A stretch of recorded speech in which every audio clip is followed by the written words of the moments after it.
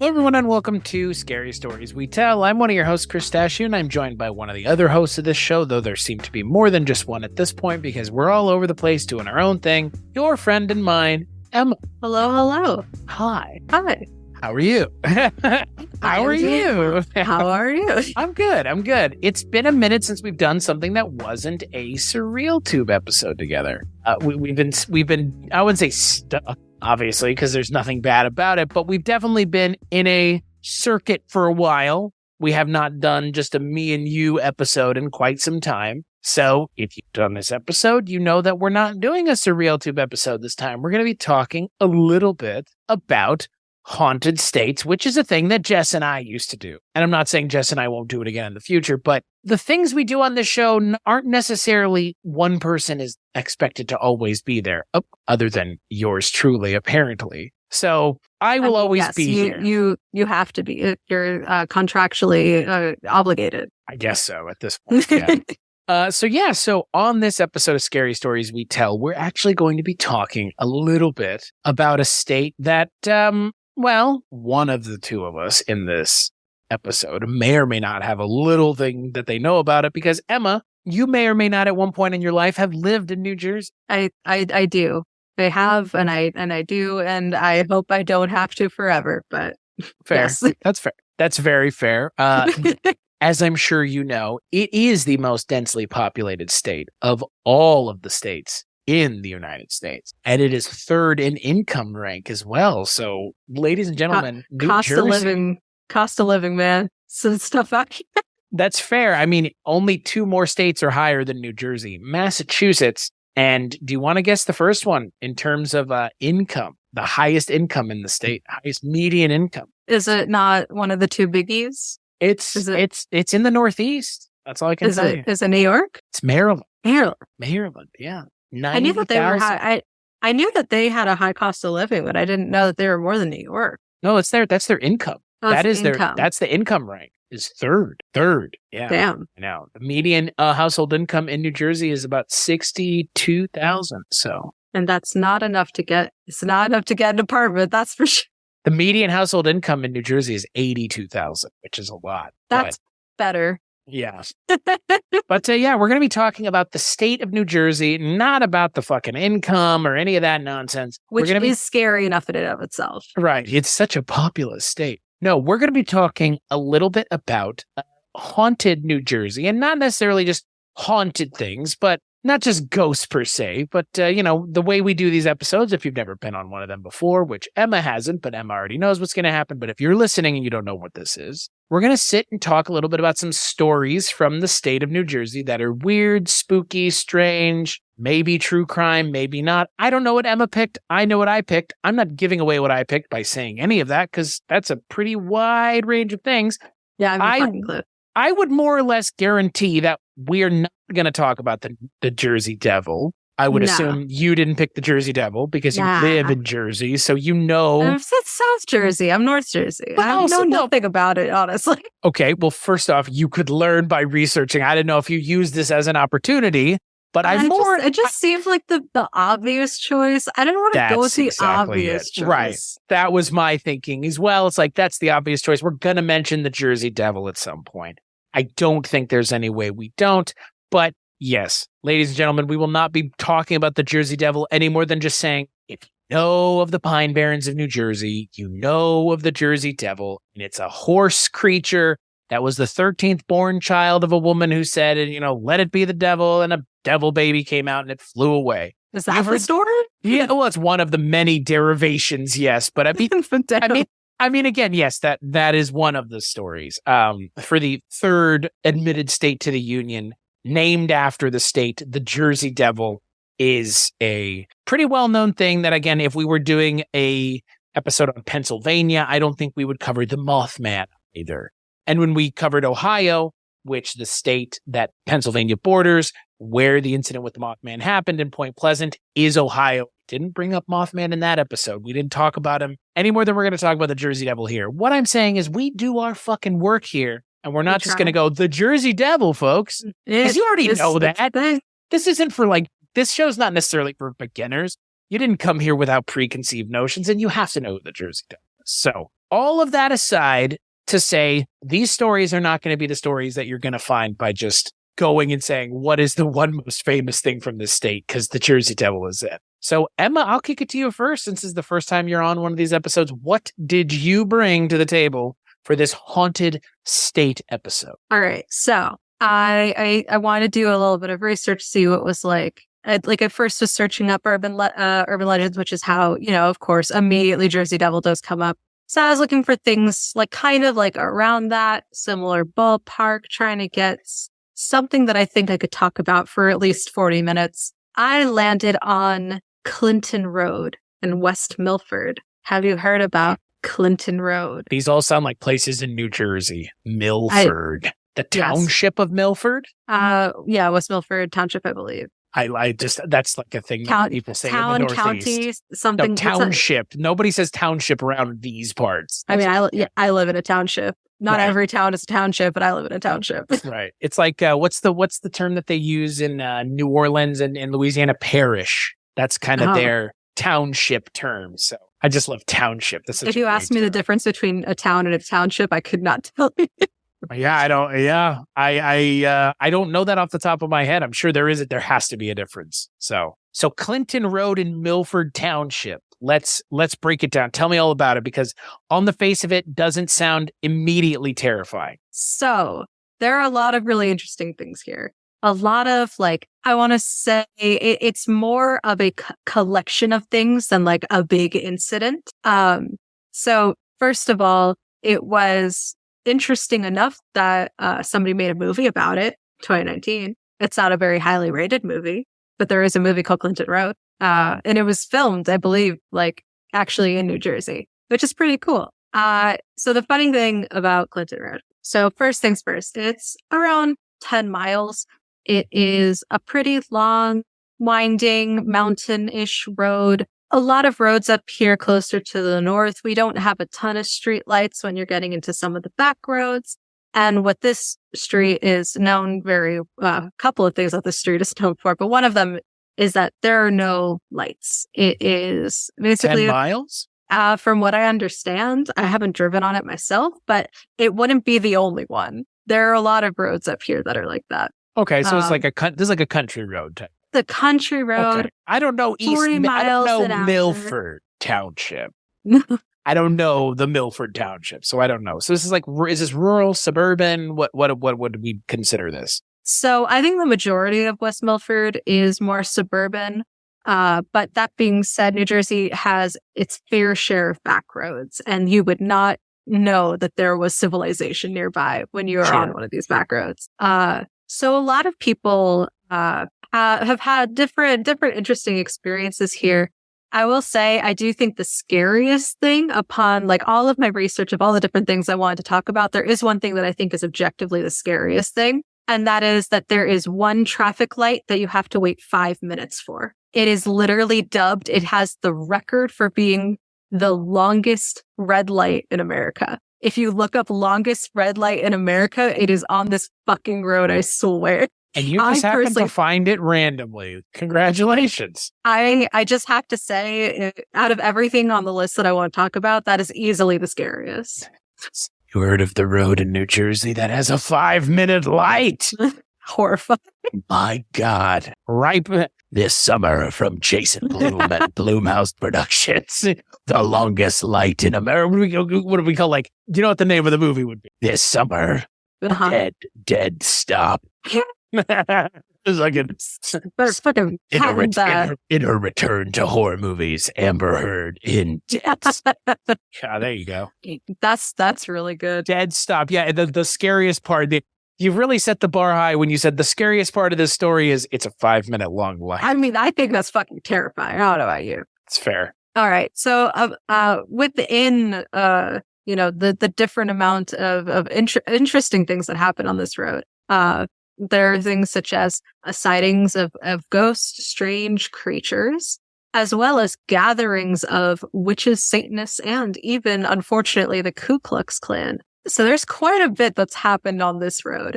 The first thing that I thought was really interesting that I wanted to touch on. So a lot of people have claimed that while driving on this road, they would see weird animals that wouldn't quite, not necessarily like this is not the natural habitat, or that they kind of look like some sort of unidentifiable hybrid. Some people have claimed to see monkeys. And so, of course, that's already like how and why. Apparently, back in like the 1970s, Warner Brothers built a little like attraction called Jungle Habitat that had a safari attraction within it.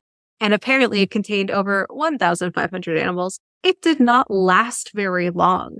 And so the rumors is that a lot of animals were left behind and escaped and have made Clinton Road their home, or at least the area surrounding it. One thing that I read that so this is for real. This is real. Oh my! I don't know. Oh my God! Warner Brothers. I don't know if the sightings are real. However, the Jungle Habitat was a real place that they tried to open in West Milford. Apparently, like the opening was super successful, and then like people immediately lost interest, like because it was something new and different, and then it lost its charm. Not too long after. I don't think it was open for more than a few years. Whether or not there are truly escaped animals, from what I've read, most of the animals, if not all of the animals, were, sold off to different zoos or different collectors or menageries. But apparently, menageries. Which menagerie was he sold to? But after the park was closed, apparently newspapers reported that several animal carcasses, including a whole ass elephant, had been left there to decay. So I don't know if the claims that all of the animals were sold off was actually true. Maybe the majority of them. But I think it's fair to posit that maybe a few of them escaped and started procreating around Clinton Road, making it their home and making some weird ass hybrids. So have there been animals that have been seen? Reports from people on the internet. So take that for what you will. Like I said, they claimed that they sold all the animals. So if they did, obviously, then that wouldn't be the case. And this is just a rumor, but I haven't seen any proof specifically. The one like specific one that people call out is apparently like an albino wolf dog hybrid.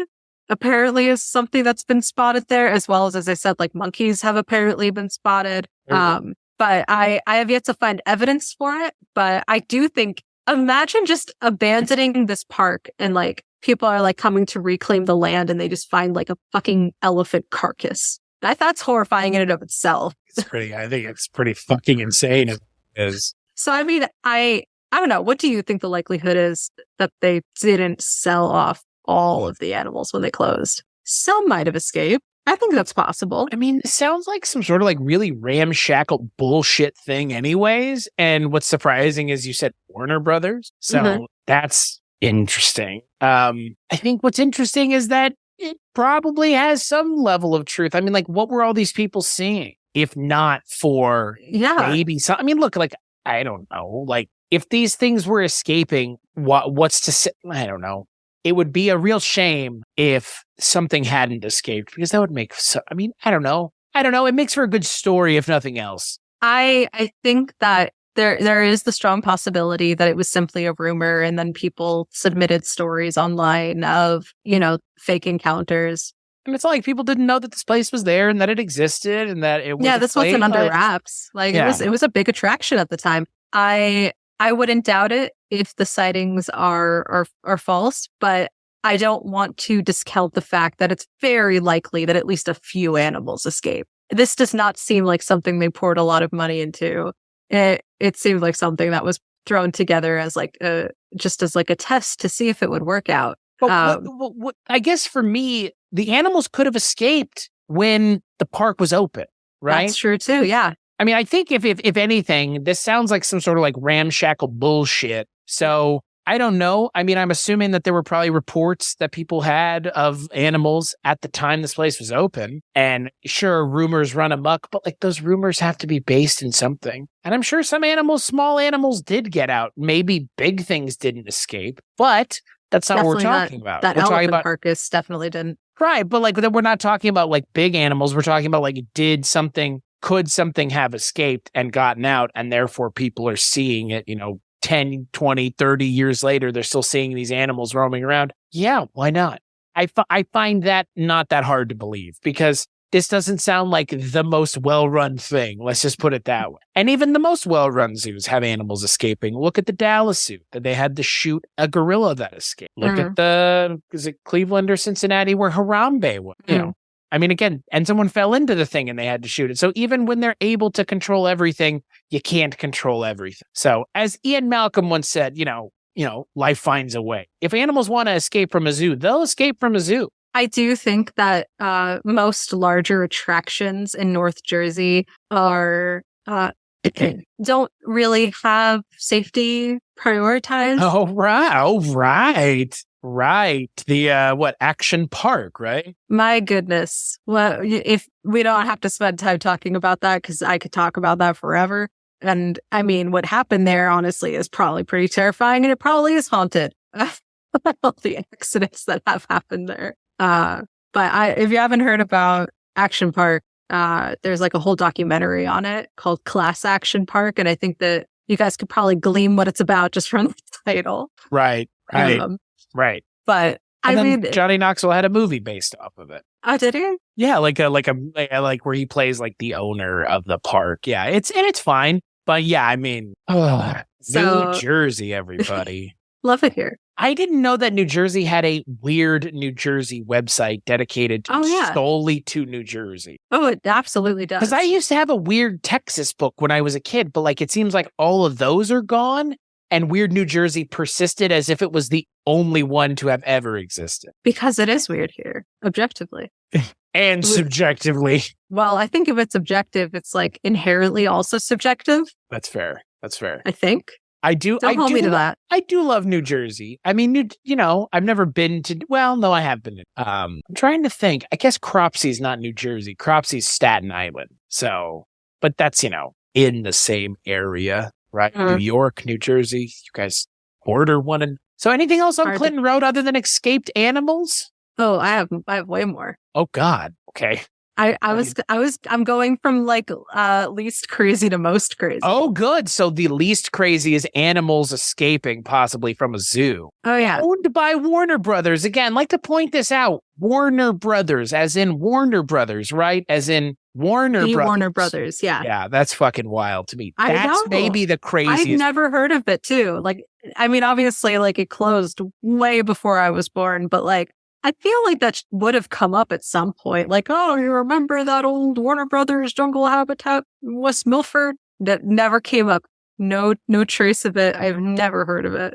Yeah, that's insane. I mean, again, I was probably trying to take advantage of the New York traffic, I'm assuming, because West Milford has got to be near New York City, right? It's definitely closer than I am to New York City. Okay. You can probably take a train. Boy. All right. So next, I want to talk about Cross Castle on Clinton Road. So in 1905, a man named Richard Cross built a castle near a reservoir for his wife and his 3 children. Not too many years after, Cross unfortunately died, and the family sold it off to the town of Newark back in like 1919. And once like the town of Newark or city of Newark, I don't know, they're all the same. Township. Once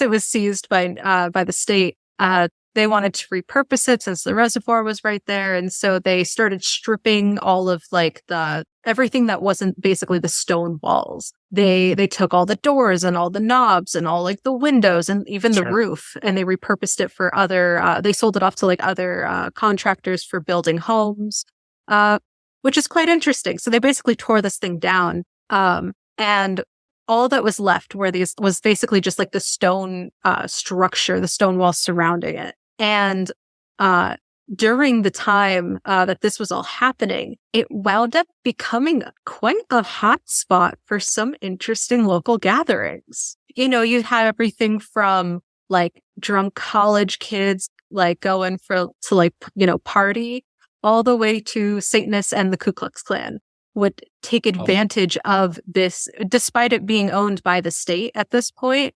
Nobody was going to be there at night to tell you couldn't be there. This was before security cameras were being used widespread. Right. And so it was really easy to just go fuck off into the woods and party at this dilapidated, strict castle. But there were a lot of really interesting, if you were traveling on this road, it was very likely that you would see at night, a lot of these really weird gatherings. A lot of people claimed Satanism was practiced there because of things that were written on the wall, things from the satanic, Bible. Now we're getting into conjecture, and this is where I have a problem because there was a road down the street from my house where I grew up in rural North Texas where the Satanists were out and they were killing cats. And they were doing the thing with the blood in the middle. You know what I mean, though? You know what I mean. Oh, yeah. I'm not trying to be dismissive, but all of a sudden it went from verifiable things to ye old bullshit is kind of what it sounds like, right? Yeah. I think more than anything, the partying makes the most sense. But of course, college kids always looking for somewhere to fuck off, right? Literally, just where can I go to party and get drunk where no one will know I'm there? Right. Yeah, let's just go to the old Cross Castle. They still got walls. Kids who are horny and drunk will look for any and everywhere to bang. Absolutely. And, a abandoned thing in the middle of nowhere is as good a place as any to get your rocks off, I'm sure. Not speaking from experience, because honest to God, going into an abandoned castle to have sex with someone is literally the setup for a horror movie, and I'm not going to put myself into that position because I know what happens. If I put someone else into the position at the same time I'm in a position with them, I will get murdered. That's the way these absolutely. Things work. Absolutely. It's interesting, though, when it comes to the Satanism stuff, apparently, people that were, hikers or people traveling in the woods, when they would get close to Cross Castle, some people would report having mini seizures, going mute, leaving with bruises when they didn't get hit anywhere. The basic demon type stay away from this area that you could think of. Right. But again, none of this sounds new or this stuff is just, I'm always very suspect. Again, absolutely. Understandably, I feel. And unfortunately, there isn't much of a way to verify it now because after the state caught wind of everything that was happening, supposedly at Cross Castle, in the stone walls that they had left up. In 1988, they decided to demolish it, and now it is only the foundation. So you can't even, you can visit the site of Cross Castle, but they basically put a stop to whatever weird gatherings were happening there. Apparently the state laments the loss, though, which I think is interesting. It wasn't that historic. it was the early 1900s. So it's not that historic. I'm surprised that this place was not an insane asylum as well. Do you know what I mean? Yes. I was waiting for that other shoe to drop, as it were, because again, heard it a million times. I think probably because it was close to the reservoir. That's why the state wanted to buy it out, buy out the land. Right. And so, it makes sense that they wanted to utilize it for more practical purposes. Right. I think if it wasn't near a reservoir, they might have kept the foundation up and converted it into some sort of mental institution. Probably. Right.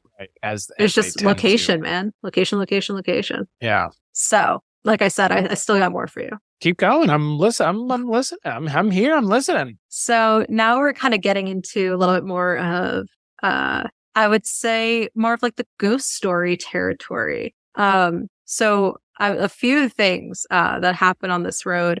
First thing that I want to mention. So our good buddy Josh Bragg actually posted a YouTube video years ago on the Clinton Road. He had an experience on the Clinton Road. So that's up on YouTube. So if you look up Haunting Season, Josh Bragg, Clinton Road, it should come up. I'm only going to paraphrase his story because I think it was fascinating.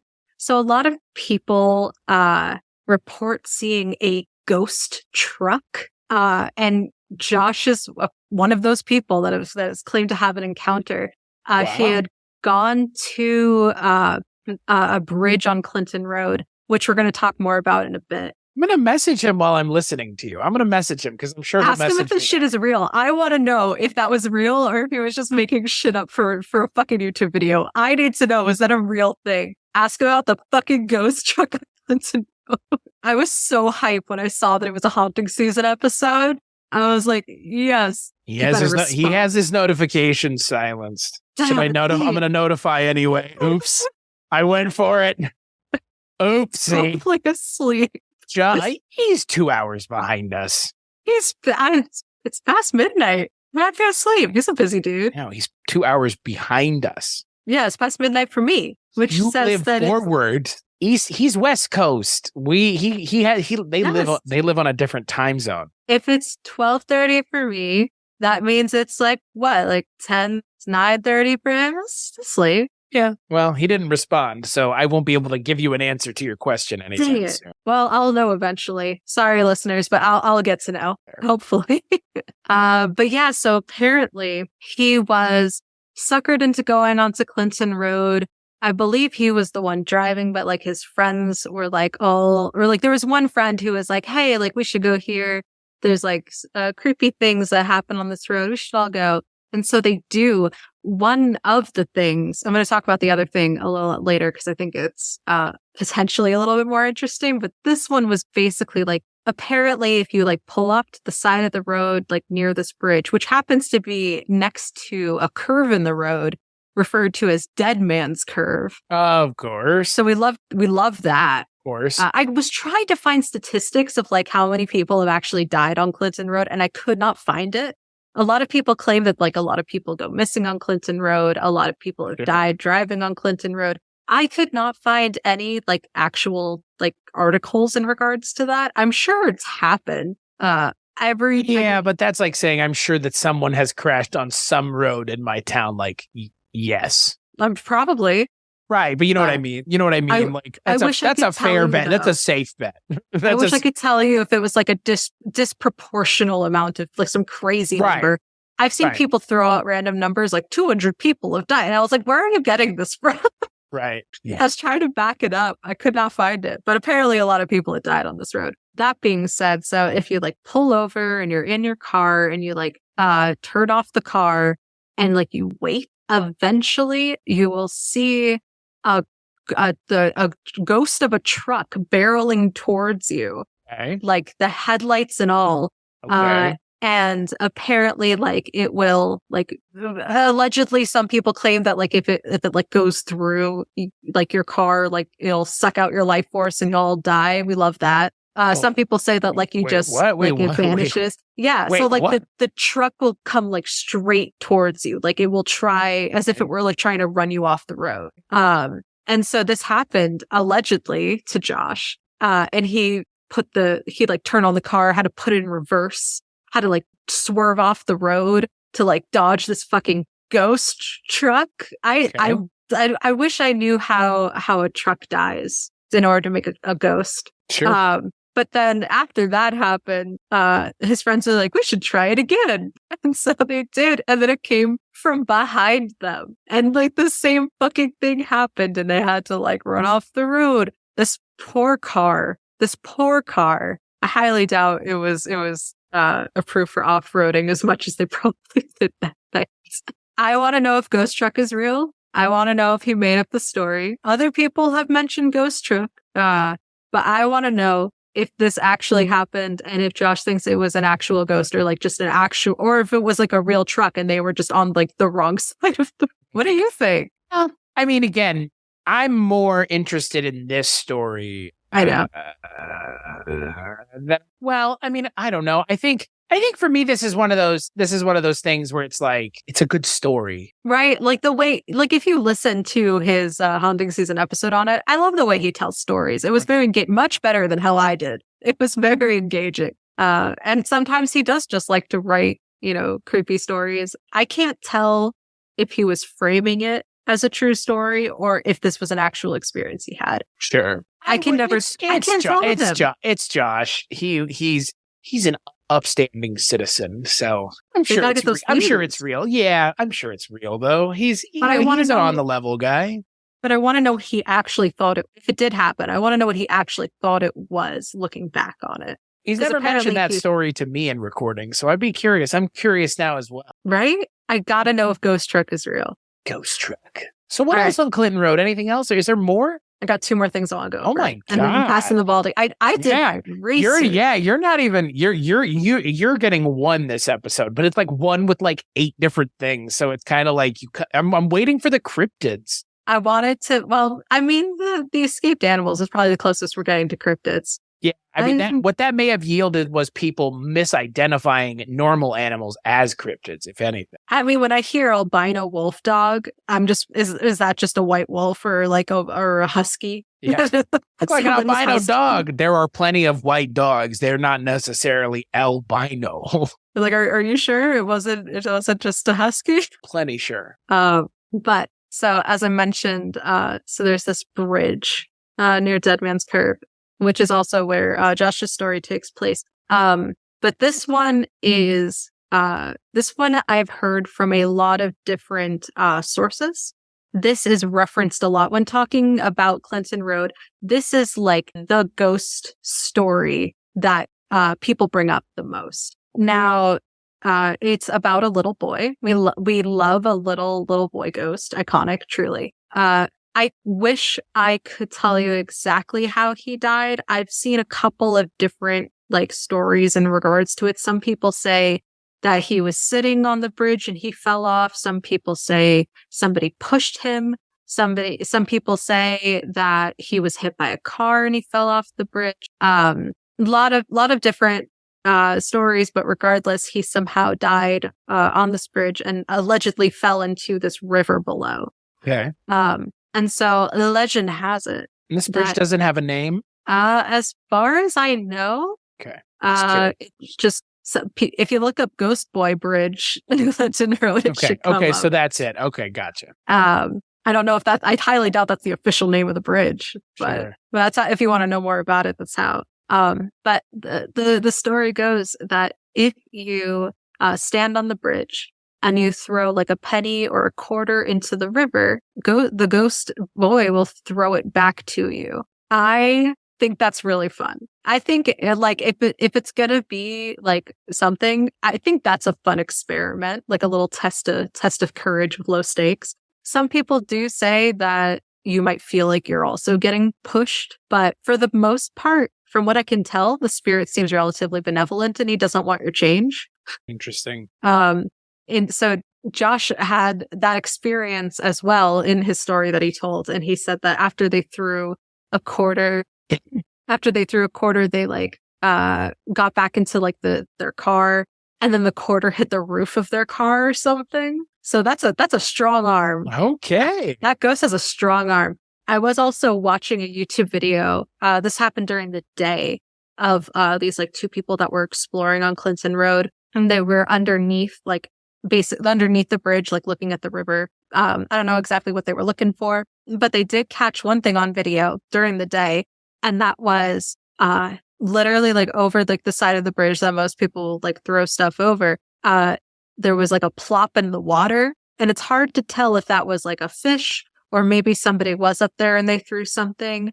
But a lot of people were speculating in the comments that little splash of water, it looked like something was thrown in. And they even called out. They were like, hey, is anybody up there? And they didn't see anybody up there who could have thrown something. It's possible that it could have been a fish, but I didn't see many fish. It's a small river. It's more akin to a creek than a river. So I don't know how many fish live in creeks that jump like that. But I thought that was pretty interesting. Some people say that like perhaps it was reliving the circumstances of the boy's death. Some like maybe that was the boy throwing a quarter. Would you test it? Would you test it? Josh Bragg says that we can't handle the truth. No, he doesn't. He sure does. No. In all caps, even. Tell him I sure as hell can handle it. I live really close to it and I want to know. Tell him I travel on fucking Route 23 all the goddamn time.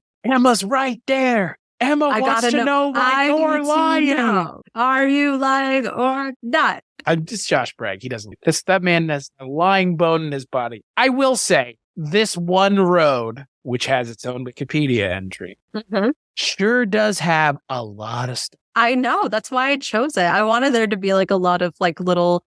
This one is, I think, probably sillier than what you're going to talk about. I thought it would be nice to have a little bit of contrast. Is it some of it's a little silly. I guess I'm surprised you didn't do the Watcher case in Westfield. Oh, but that's like so overdone. They did like a whole like Netflix special on it. Oh, and those two ding dongs from fucking BuzzFeed, right? Like that's the reason the Netflix special exists, is because of the two ding dongs from BuzzFeed. Yep, absolutely. But no, speaking I picked of silly, that case. I'm just kidding. Speaking of silly, one last thing I want to talk about. So this is not necessarily connected to Clinton Road specifically, but it is something that people do on Clinton Road quite a bit. Hear me out. Remember early on when I mentioned, hush. Remember early on when I mentioned that this road was roughly 10 miles long? Sure. The ironic part of that is that this road is very popular for a type of ritual called the 11-mile ritual. I'm going to tell you about this ritual. I honestly think it's quite funny. There are a lot of like demonic rituals that people do that like I wouldn't necessarily make fun of or want to read into, because you never know what you're inviting. When you do like one of those like trending demonic rituals, like you never quite know like what you're inviting into your life. This one is not, the purpose is not to invite a demon or to open a portal, allegedly. The purpose of this is to make a wish. Okay. And this is a lot to go through to make a wish. It seems, I'm gonna read to you the ritual. Are you familiar with like supernatural like rituals? Because like this is a subgenre. We're talking magic with a K here. Kind of, I guess. I mean, I'm not any more familiar than anyone else would be.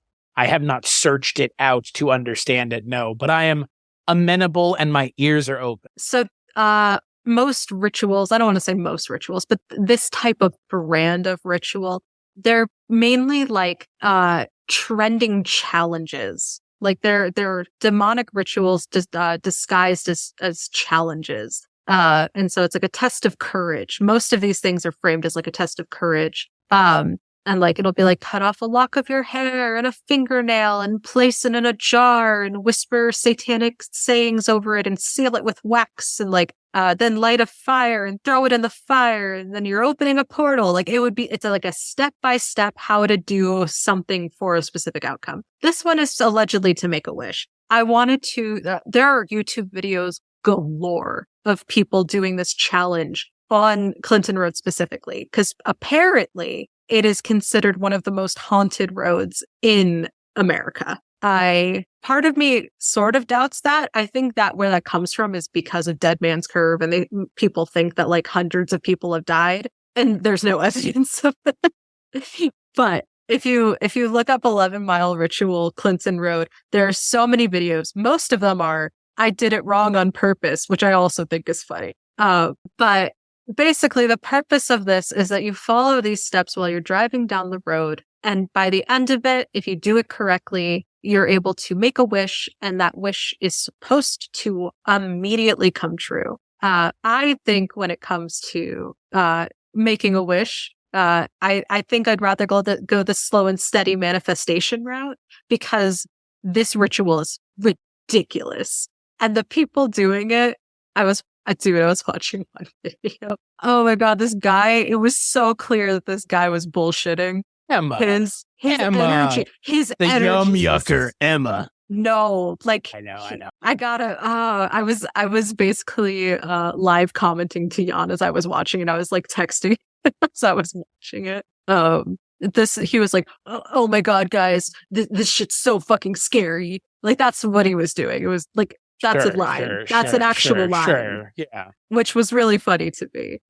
At one point, there part of the ritual mentions that you're going to start like hearing voices, and I shit you not, he edited like a fucking whisper clip into them. It was so clearly edited. Of course. It was really funny. I hope that there is at least one solid, YouTuber out there that like did it legitimately. I couldn't quite tell if anybody actually took it seriously or if they did it for views. But this ritual is something that you don't necessarily have to do on Clinton Road. Honestly, it sounds like it would work better on a different road because Clinton Road is only 10 miles and not 11. And this is very attached to those 11 miles. But I'm going to read to you what the 11-mile ritual is. And I want your opinion on it. I want to know if you think that this is worth it to make a wish. So let's see. Requirements. So first of all, obviously, you need a vehicle and the ability to operate it. Your ability to operate the vehicle may be hampered if you take I'm reading this drugs and drink alcohol with it. A car is a common choice, but it's not the only option you might pick. A car is a common choice, you say. The other requirement is a deep wish or desire. So it's basically something is supposed to happen at each mile, and there are instructions on how to react to those things as you go. So step 1 is take a moment if you need it. You may stop the car if you wish. Proceed only when you are ready. Step 2, drive. This is mile 1. If it gets cold, you may turn your heater on. Step 3, drive. This is mile 2. If you haven't already turned the heater on, now would be a good time to do so. If you do not, you might regret it later. So this is where people in the videos would start reporting like that it suddenly got very cold in their car. It was, of course. Sure. Step 4. I mean, again, drive. sure. Step 4, drive. This is mile 3. Ignore any shadows in the trees, no matter how human they may seem. So we're starting to take a little bit of a turn here. Step 5, drive. This is mile 4. Ignore any voices you may hear, no matter how human they may seem. This is where people reportedly start hearing whispers. Step 6 is drive. I love how they all have to start with drive. This is mile 5. Ignore the vanishing of the trees, the sudden appearance of a lake, and the glowing of the moon. Nor the vanishing of the trees, they say. Dude, the video that I was watching of this one that was so unserious, he was like, guys, the trees are gone. The trees were like right there. the trees there. The clout chasing. It was at this point in time, like, oh my God. It was really funny. I want to show you because I took some screenshots. I'll show you after because it's really funny. Anyway, step 7, drive. This is mile 6. Ignore the returning of the trees, the disappearance of the stars, and the flickering of your headlights. If your radio turns on, ignore that too. Ignore it no matter what it says, but do not attempt to turn it off. Step 8, congratulations, you are halfway done. Step 9, drive. This is mile 7. Ignore, again, any voices you may hear, no matter how close they may sound. Do not turn around, even if the voices appear to be coming from the back seat. Step 10, drive. This is mile 8. Slow down, but do not stop. Brake if your headlights flicker, but do not stop. No matter how cold it gets, do not stop. No matter who or what you might see, do not stop. Step 11, drive. This is mile 9. Your vehicle may stall. Close your eyes. Attempt to restart your vehicle. Do not open your eyes. No matter what you hear, do not open your eyes. When your vehicle starts, hit the gas as fast as you can. When the mile is over, you may open your eyes. Yes, that does imply that you're supposed to close your eyes for a mile while driving on this road. I mean, how badly do you want? Do you want this wish? I know. Yeah. Step 12, drive. This is mile 10. Do not look in your rearview mirror. Step 13, drive. This is mile 11. Your vehicle may lose power, but continue to move. Let it. Step 14, if you see a red light ahead, close your eyes. Close them tightly. Cover them with your hands if you must. Cover your ears if you can. Make sure you cannot see anything. No matter what you hear, do not look. No matter what you feel, do not look. No matter how hot it gets, do not look. When the power returns, stop your vehicle, open your eyes, take a moment, take a breath, and drive, receiving your reward. Drive until the road dead ends. Stop, relax. Close your eyes and imagine your deepest desire, even if it has changed from what it was when you began your journey. Imagine it all the same, changes and all. Imagine not simply desiring it, but possessing it. Open your eyes. If your desire was an object, check your trunk. If it is smaller than that, check your back seat. If it is smaller than that, check your pockets.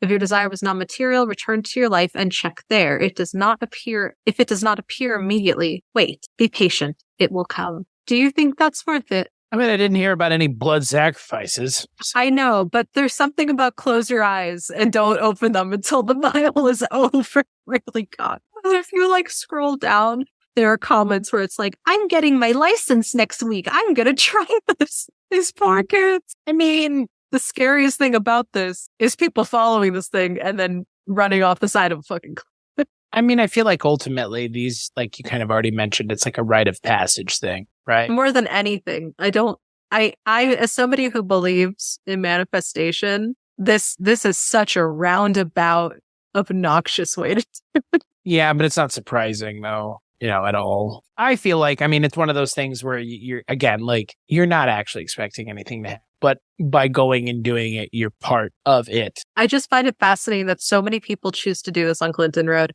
And one of the YouTubers I was watching claimed that the road was hundreds of miles long. And it literally, if you Google it, it says, I love it. I love that I discovered this subset of videos while doing my research, like literally researching, like what has happened on this road and like what are the ghost stories about this road and what are people's experiences. And then there's this, which is like a whole subgenre of YouTube challenge. Like there are some like actually scary like rituals out there. Like if you read these like step-by-step rituals, some of them, if not most of them, are extremely unsettling. This one is very silly to me. I hope people got their wish, but to what end? To what end did they get anything? Right? Like if they got anything at all. I wish to not crash my car while closing my eyes on mile 8 or whatever. I don't wonder. Closing your eyes while driving is like literally like what was it? Or is it mile 9? Yeah. So your vehicle may stall, and then you close your eyes. You attempt to restart it. Do not open your eyes. No matter what you hear, blah, blah, blah. When your vehicle starts, hit the gas as fast as you can. When the mile is over, you may open your eyes. So hit the fucking gas pedal to its limit, but keep those eyes closed on a windy mountain. No fucking way. So that's why most of the videos on YouTube are like breaking all the rules, gone wrong. Because who wants to follow this? Wow. Kind of fucking sadist wrote this. I guess I wonder how many people have done it. Enough that it's all over YouTube. That's fair. I mean, Weird New Jersey has an entire issue devoted to Clinton Road. It's pretty cool. There is a lot of stuff here. I really enjoyed researching this. I had a lot of fun. There was a lot of really interesting facts about a road that's honestly not that far from me. Like I could, if I wanted to, I could get there pretty easily. It would take a little time, but I could get there real easy. Like, I think that's really funny. As somebody who lives already in bumblefuck nowhere in the mountains, half of our roads are basically like that anyway. Right. Whenever like people would come and visit, especially like college friends would come and visit and they'd like drive over and it'd be like dark because it was like winter or something. And they comment on like how we have like no street light, but so like one every like few miles. So you're just sitting here thinking to yourself, like, this is just another road. Like, I'm used to the... That's fair. And, like, at one point, the dude was like, the trees. It's like, yeah, dude, it's trees. There was it was so delightful. Part of me wants to pause recording just so I can show you parts of this stupid video. I feel like you're enjoying clowning on this person more than anything else.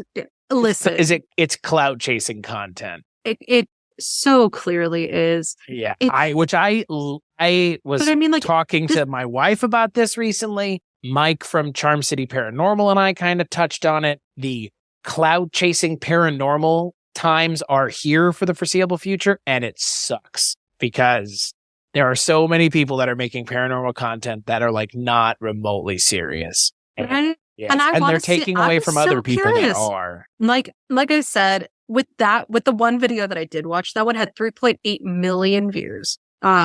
This is somebody with like over like a couple million subscribers. And like the comments weren't like, haha, this was so funny. Like the comments were taking it very seriously. Like, did you see the red light behind him at timestamp? Look like demon eyes. Or like, did you hear that scream? And this is like the most unserious video. Chris, this is the most unserious video I've watched in a long time. I believe. But I don't know if it was purposefully unserious and he just knew that like he could get away with it, or like if he thought that it was a good performance. I'm not like, I don't want to like rag on this person, but it was objectively very silly. It was just I know nothing of his other content. This video was very silly. That's fair. I'm not going to shout him out because he has plenty of views. Honestly, he should shout us out, get us more views.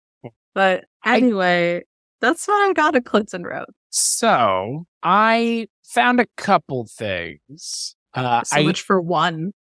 Well, I mean, again, I don't know. So I don't know how much you know about Sussex County, but in Sussex County at one point, and again, I'm not going to go too much into this because it's more just a weird thing. Camp Norland in Sussex County, Andover, New Jersey, pre-World War II, was essentially, best I can tell, a place for Nazi sympathizers to gather. Oh, lovely. In Sussex County, New Jersey. Wow. Including a man known as Fritz Kuhn, who would be named the American Führer. So just a weird piece of information. Again, that's more of a history thing, less a like weird thing.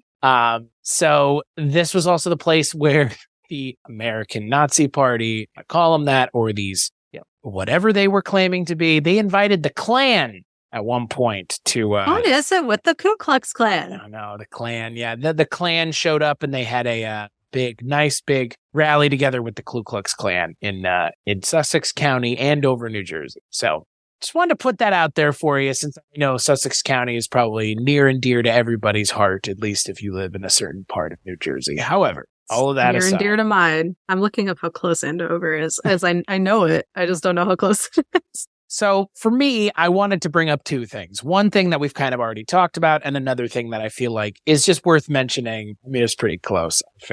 I figured. So the first thing I want to mention is just kind of, again, in passing, because it's never been captured on film. No footage of it exists. But I would be remiss if I didn't mention in Lake Hopatcong, Hoppy, which is New Jersey's answer to Nessie, which your face makes me think you've heard of this one. While I was researching, it came up. I didn't look too far in it. But the name came up. I saw like one little blurb and I was like, I don't know if that's enough to talk about. And so I skipped it. But I'm glad you brought it up because I wanted to, because I was like, this sounds adorable. So yeah, the Lake Hopatcong sea serpent, as it was referred to in an article from the Lake Hopatcong angler, as it's called, was a creature that had the head of a St. Bernard and the body of a snake, and it was sighted near Lake Hopatcong. Is that just the dragon from Neverending Story? 1894, though, so maybe not the Neverending Story, but the man who sighted the creature claimed that he hit it in the head with a bullet, a .38 caliber bullet, and that bullet just rolled off of the creature's head, and that it was 40 feet in length, and it was as thick as a man's leg. So it's pretty big. That's pretty sizable. Are we talking calf or are we talking thigh width? I don't know, probably like, I don't know, maybe like in between, I would think, like, big enough, I don't know, like like a solid 8-inch diameter, like a birthday Calm cake. down. Solid 8 inches. Jeez. I'm just saying, I'm trying to get a visual here. Yeah. I'm helping build a visual for our listeners. I'm gonna guess perhaps around the size of a small, like the width of a small birthday cake. That's kind of my. Maybe again, they said the thickness of a man's leg. So again, man. Yeah, exactly. But yeah, again, there, like you mentioned, there isn't a whole lot about it other than it's seemingly friendly. It exists in this lake. Nobody has ever gotten a picture of it or and his a name video. Is Hoppy. And his name is Hoppy, right? So I love it. Yeah, it's just another story of a creature in the lake. And, there are so many lakes in this country that have creatures in them, supposedly. Loch Ness is just the most famous. But yeah, I mean, Lake Hopatcong has Hoppy. Okopogo has, again, every single one that's a big enough lake has sightings of something unexplained in it. And sometimes it gets a name and sometimes it doesn't. So Lake Hopatcong has Hoppy, like you mentioned. And, love it. Maybe it is something and maybe it's just a boa constrictor. that supposedly also lives in the lake. Maybe it's a dog boa constrictor hybrid from the escaped zoo.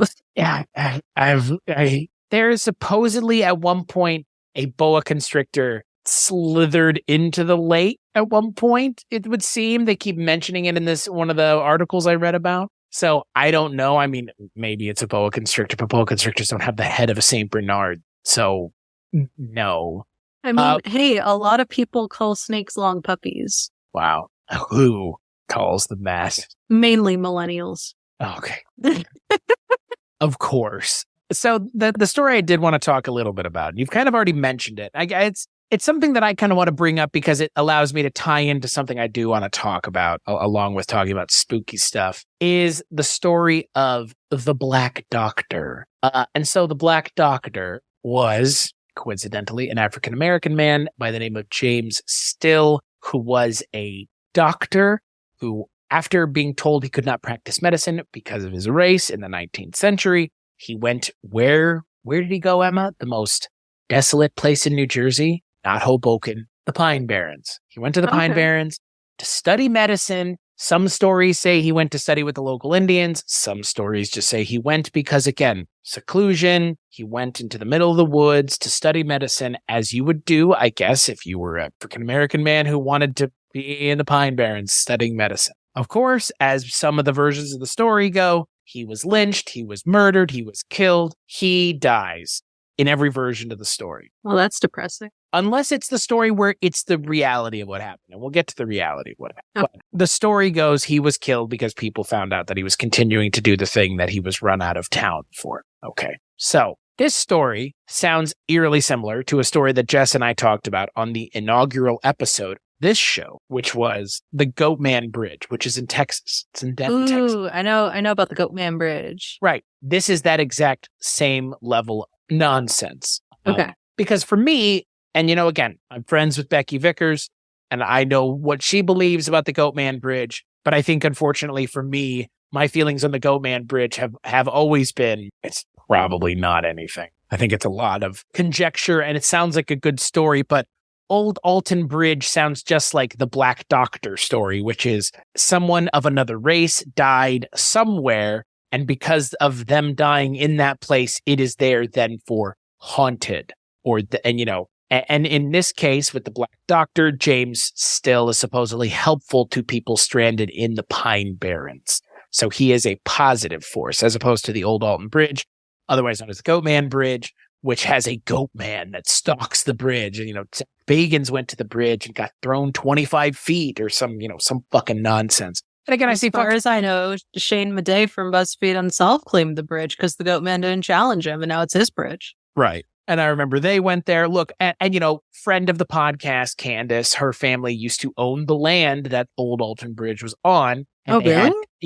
And they had to deal with people constantly fucking trespassing on their land. So there you go. I mean, again, those are the things nobody talks about because, again, it's great to chase fucking clout on the internet, which there are plenty of videos of people clout chasing Old Alton Bridge, including, again, there are plenty of these YouTubers who all of a sudden are doing the content that we've been doing for years now and pretending like all of a sudden they've been doing it this whole time. And it always comes off as pandering, and it always comes off as if they weren't in front of the camera, they'd probably be laughing about how fucking stupid it all is and not actually taking it seriously. And Goatman Bridge is a symptom of that in a lot of ways. And this story of the Black Doctor, it's funny because the actual story of the real person, Dr. James Still, who has his own Wikipedia entry, who was the brother of William Still, who wrote the book, The Underground Railroad, is a much more interesting story. But again, it's not a story of a man who went into the Pine Barrens to practice medicine and then was lynched because of it. He was a doctor. He was an herbalist. He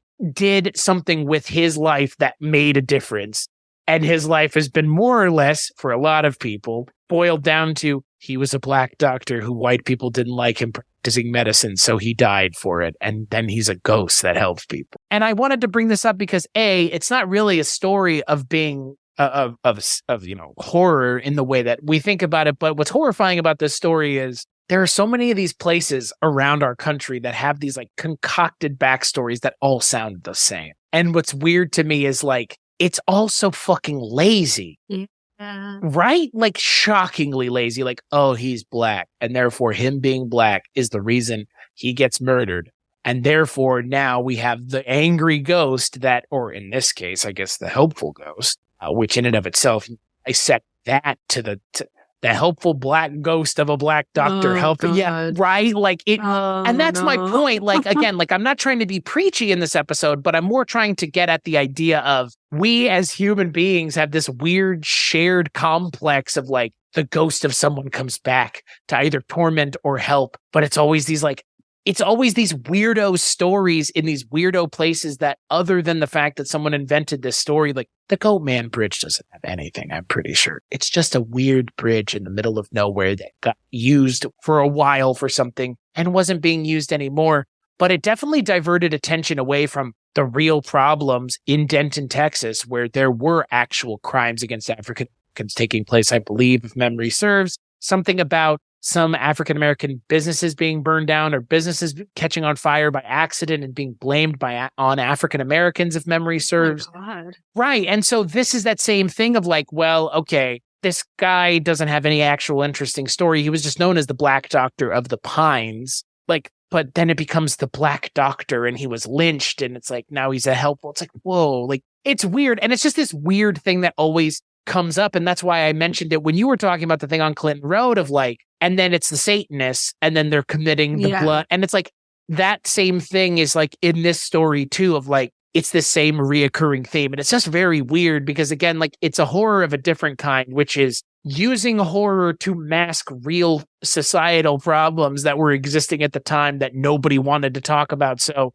it's like a weird sidestep and for why? Right.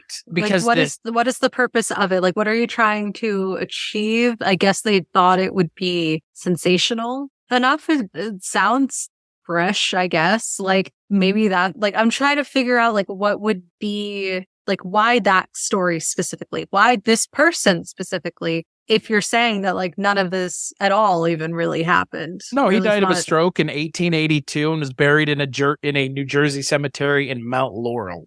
So yeah, no, like none of this actually happened. It's very weird because again, like, why take a real person? If you're gonna do a made up story, why choose a real human being and name that person after that real person's name? Especially that person who has like an actual documented death. Right. Like and was like a self-taught doctor too, like a self-taught herbalist, which is completely overrides everything. Like imagine that's what your legacy is some like made up dumb story that has to be clarified every time your name is brought up. Yeah, it's wild to me. I bet that's frustrating for the family. Well, and again, like the Jersey Devil is what it is, you know, it's a folklore story of a different variety, but again, like it's not covering up anything. It's just explaining why the Pine Barrens feel so barren. It's because it's a fucking forest in New Jersey that people are actively avoiding. Of course it's going to be scary because that's the point of a forest in the middle of nowhere.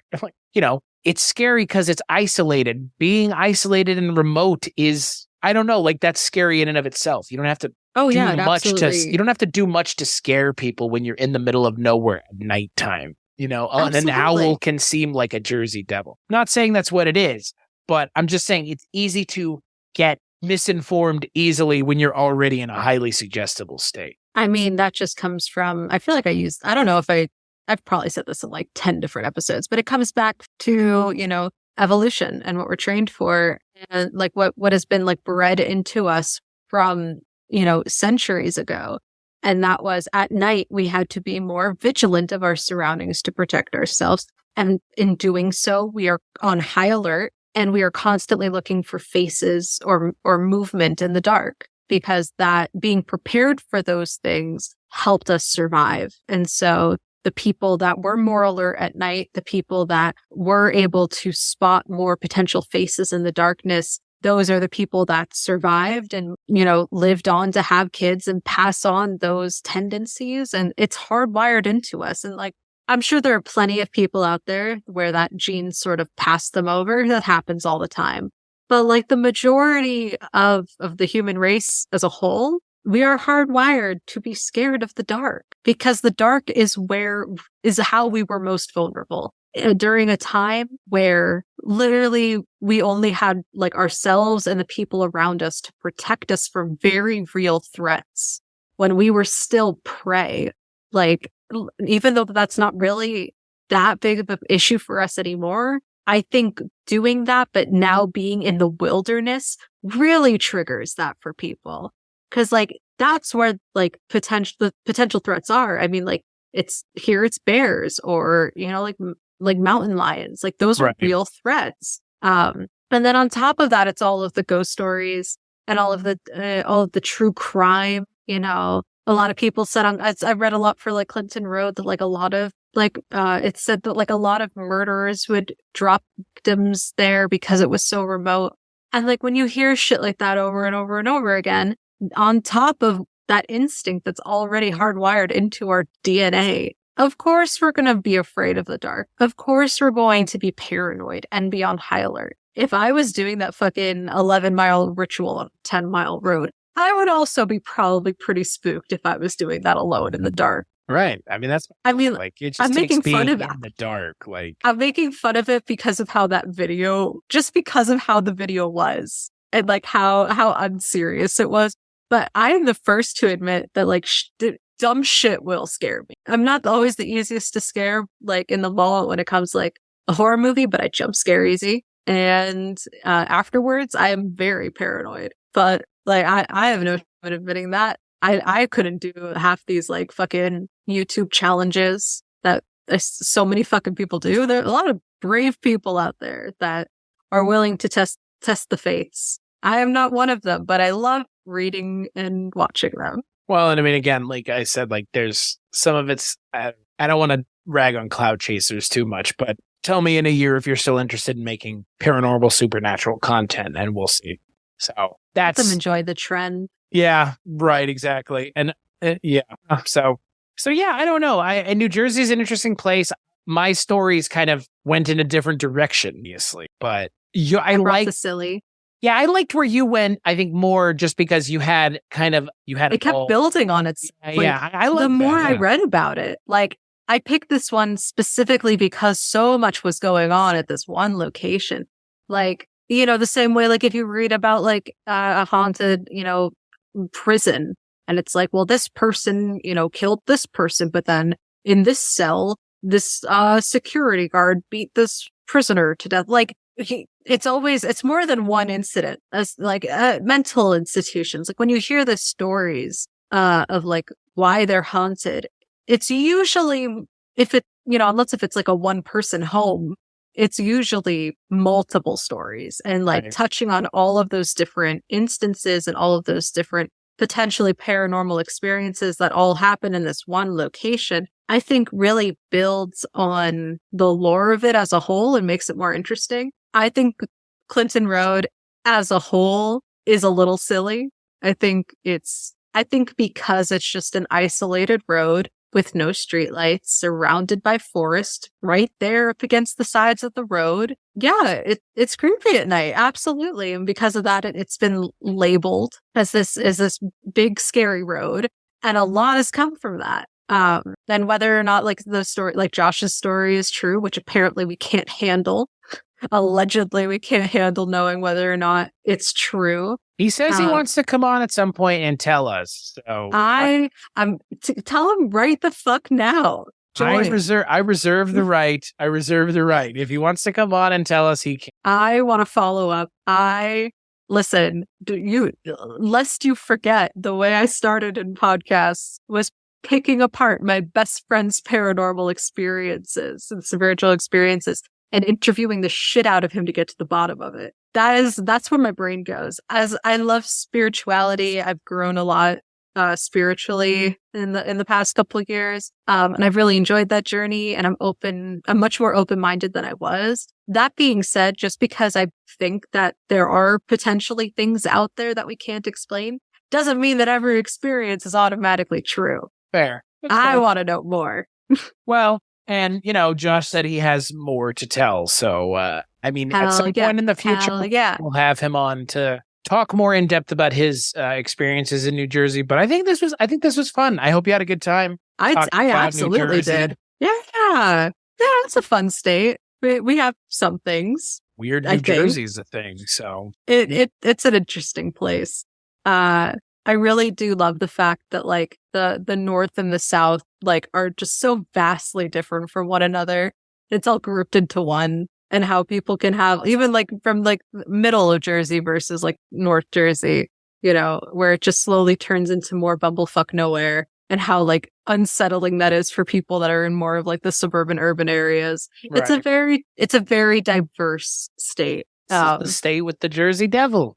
It's the state where the Jersey Devil lives in the Pine Barrens, but it's also the state where there are full-on cities. So it's not like Wyoming where there's like a cool place. Towns, like it's the first most populous state in the United States. We got a lot going on. That being said, I'm kind of bored of it. That being, I want to move eventually. I've been here my whole life. I could use a change of scenery as long as it's still pretty. That's valid. So so on that note, the next time we do one of these, who knows what state we'll do? We kind of just tend to fly by the seat of our pants. New Jersey for no specific reason, wink, wink. So until the next time you hear Emma and I, it may just be Emma and I, or maybe Emma and Dustin and I don't know. You can find us at weirdingwaymedia.com as the host of Scary Stories We Tell. And if you listen to other shows on the network, you probably heard the ad for this show as well, which features my voice and Emma's voice and Dustin's voice and Jess's voice and Maggie's voice. So yeah, all of our voices are there, and you can hear all of them mixed together for your listening pleasure at weirdingwaymedia.com and on subsequent Weirding Way Media shows. As for this show, Scary Stories We Tell.com, Scary Stories WTN on social media. Like, rate, and review the show wherever you get it. Maggie, Dustin, Alex, big thanks to the three of you for the creative things that you've done for the show that we continue to use on every episode. And as always, we'll let our good friend, the former host of Sightings, Mr. Tim White, lead us out. No mystery is closed to an open mind.